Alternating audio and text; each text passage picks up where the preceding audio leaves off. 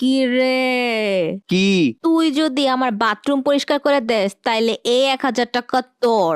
যদিও তোর বাথরুমে অনেক গন্ধ, কিন্তু 1,000 টাকার লেগে তোর বাথরুম আমি পরিষ্কার করে দিব, সমস্যা নাই। তুই যদি ফ্রিজের সব পানির বোতল বইরা রাখস তাইলে এই আরো 1,000 টাকা তোর। বোতলে পানি ভরা কোনো ব্যাপার হইলো? বোতলে পানি ভরার আমার 50 বছরের অভিজ্ঞতা আছে, তুই কোনো চিন্তাই করিস না। তুই যদি আজকে সবগুলা ঘর মুছস তাইলে এই সর্বশেষ 1,000 টাকাও তোর। যদিও ঘর মোছার আমার কোনো অভিজ্ঞতা নাই, কিন্তু আরো 1,000 টাকার লেগে আমি একটা ব্যবস্থা করলে তুই কোনো চিন্তা করিস না। তাইলে ডিল কনফার্ম, কিন্তু সব কাম ঠিক মতো করে রাখিস। আরে তুই কোনো প্যারা লইস না, যা কাজকা ভালো ইনকাম করলাম। বলো এই মিম, রোহানের জন্মদিন উপলক্ষে তো নানি যে রোহান রে 3,000 টাকা দিছিল, সেই টাকা দিছস রে? হ, ওর টাকা তো আমি ওর সকালেই দিয়ে দিছি।